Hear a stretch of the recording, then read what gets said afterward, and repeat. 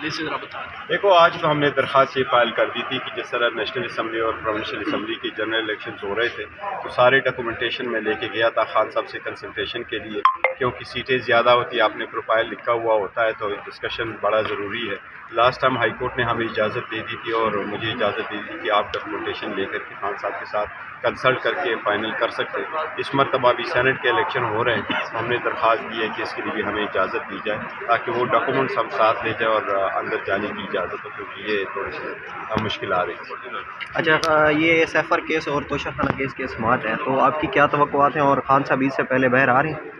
امید تو ہے انشاءاللہ تعالی، ہمیشہ سے عدلیہ سے بڑی توقعات ہماری عدلیہ ہی ہے، باقی کسی طرف تو دیکھ نہیں سکتے۔ عدلیہ کا احترام کرتے ہیں، عدلیہ کا اعتماد بھی کرتے ہیں، ہر مرتبہ آتے ہیں، مدبانہ گزارش کرتے ہیں اور اس امید کے ساتھ آتے ہیں کہ انشاءاللہ تعالی ہمیں بھی انصاف ہوگا۔ ہمارے خلاف کیسز جس اسپیڈ کے ساتھ ڈیسائیڈ ہوئے ہیں، چاہے وہ سپریم کورٹ ہے، چاہے وہ ہائی کورٹ ہے، چاہے وہ ٹرائل کورٹ ہے، ہم یہ امید کرتے ہیں کہ پلیز عدلیہ نے یہ دیکھا، یہ جوڈیشل نوٹس بھی لے سکتے ہیں کہ جس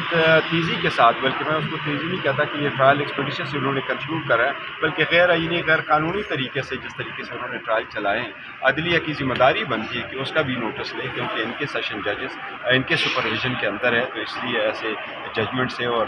ٹرائل نہیں ہونے چاہیے، بنیادی حقوق کی خلاف ورزی ہے۔ عدلیہ سے بہت امید انشاءاللہ ہمیں بھی ملے گا ساری کیسز۔ Thank you.